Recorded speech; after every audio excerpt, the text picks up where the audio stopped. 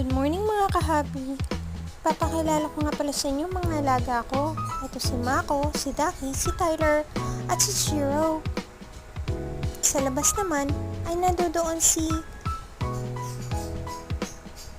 Krako at saka si Sashi. American Bully sila. May alaga rin akong hedgehog. Ito naman si Amy.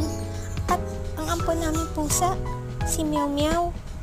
Meron din kami magigarang tandang, si Gary.